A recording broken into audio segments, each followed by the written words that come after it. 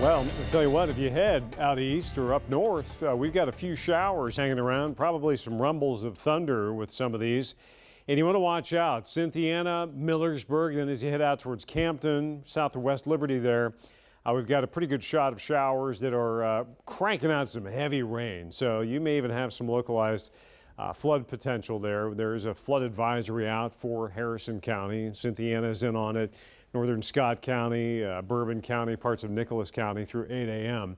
Because these showers, these isolated thunder showers are popping up and then hardly moving. They're just barely drifting along. So they are extending their stay and just putting that much more precipitation down. So keep an eye out for that.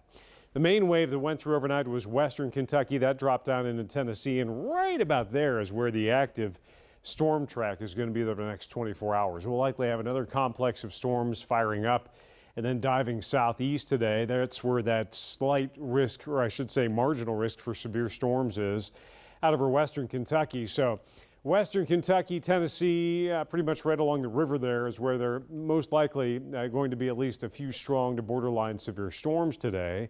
And the heavier rain, these systems as they dive south are going to crank out precipitation as well.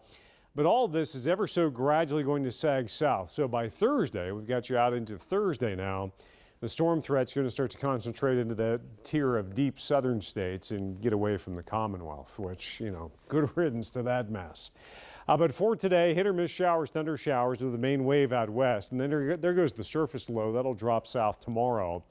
And then everything just starts to settle south as high pressure starts to ridge in from the Great Lakes. And we see the heat and humidity rising this weekend. But look out. Rainfall amounts from these showers that are around could vary from hardly anything upwards of an inch and a half. So you could end up with some localized flash flooding concerns there. But into the weekend, this is where we shift gears. Check it out.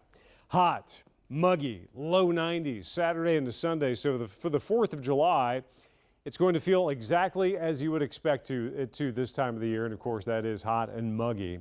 Mugginess is represented by the dew point temperature. When you're in the 60s, that's muggy. When you get into the 70s, that is steamy.